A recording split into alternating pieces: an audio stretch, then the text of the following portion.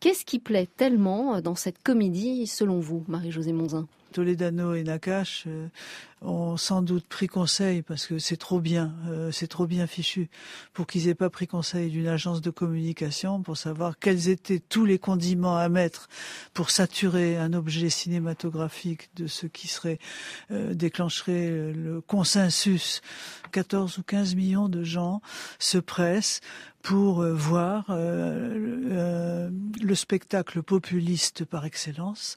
Ah oui, vous y allez fort là, spectacle populiste. Voilà, le populisme, c'est-à-dire comment faire rire, faire pleurer jusqu'à endormir. Et enfin, les spectateurs n'ont pas l'air de dormir dans la salle. Non, ils rient. Et en fait, ils ne savent pas qu'ils sont en train de dormir. J'appelle dormir le fait de tomber dans le sommeil de la pensée, de tomber dans le sommeil de la parole, de tomber dans le silence de la critique et de se laisser bercer, enchanter par un artefact absolu qui efface toutes les contradictions, tous les conflits, toute douleur, toute angoisse, etc. Alors ça fait 2 fois, Marie-Josée Monzin, que vous parlez d'effacement. C'est quoi cet effacement au juste qui vous a marqué? C'est un objet bidimensionnel, sans aucune profondeur. Par quoi je veux dire que tous les couples de tensions et de contradictions dont nous sommes en tant que bons vivants, le siège quotidien.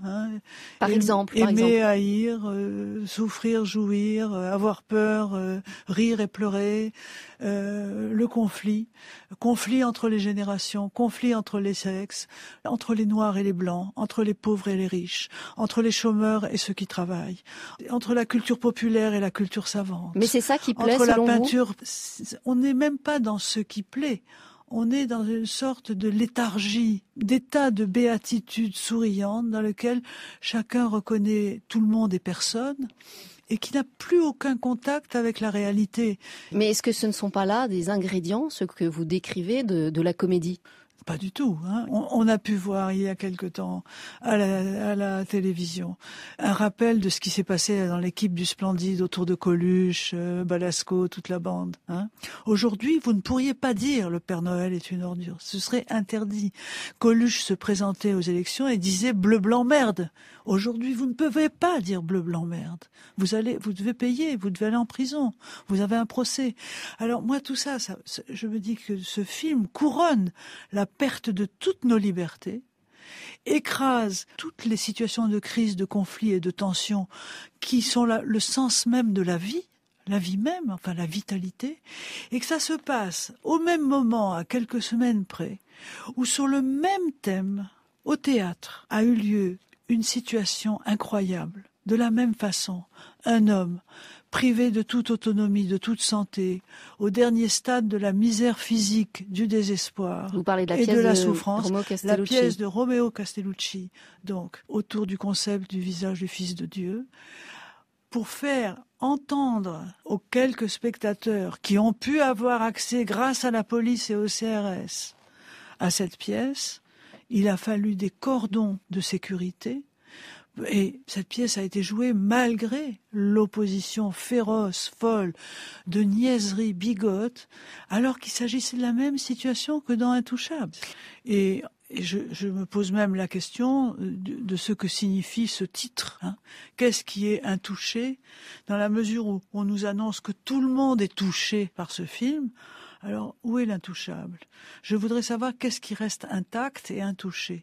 Tout le monde est touché, mais nous sommes aussi touchés à un endroit que nous ne sentons plus, qui est notre dignité, notre liberté et notre capacité de rencontrer l'autre et de l'aimer, y compris dans des situations de conflit, de classe, d'inégalité, de souffrance et d'angoisse. Mais est-ce que néanmoins, là, dans ce film, il n'y a pas un éloge de la fraternité ou en tout cas une rencontre assez improbable entre deux hommes qui n'étaient pas particulièrement prédisposés à se rencontrer? Mais qu'est-ce que vous voyez comme fraternité là-dedans? Enfin, je veux dire, parce que l'homme riche s'est mis une petite boucle d'oreille et a éclaté de rire en disant les autres ont pitié de moi et moi c'est pas la pitié que je veux. Nous sommes en droit aujourd'hui de nous poser la question, qu'est-ce que la pitié? Parce que nous sommes dans une situation d'injustice sociale, d'injustice économique et de scandale, de crise du capitalisme.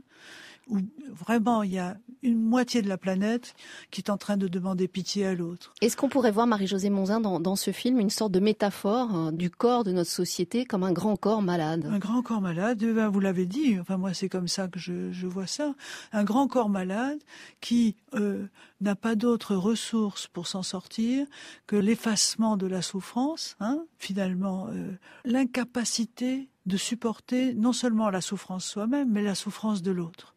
Donc, on va faire comme si. Donc, le coach va faire comme si l'autre était capable de se promener, de voler, d'aimer, de faire l'amour, etc. On va faire comme si. Et pendant ce temps, l'homme riche va faire comme si ce noir, fils d'une femme de ménage, frère d'un petit délinquant, etc., était vraiment comme lui. On fait tout comme si. Et nous, spectateurs, on fait quoi? On fait comme si, on va se réfugier là, comme si le monde était possible comme ça, sans conflit, sans problème, tout va bien. C'est le but de ce genre de film, puisqu'il est construit exactement comme un objet publicitaire. Merci Marie-Josée Monzin. On aura compris que le débat d'idées est ouvert et que vous étiez donc plutôt sceptique sur ce film. Mais je ne suis pas mauvais public pour autant.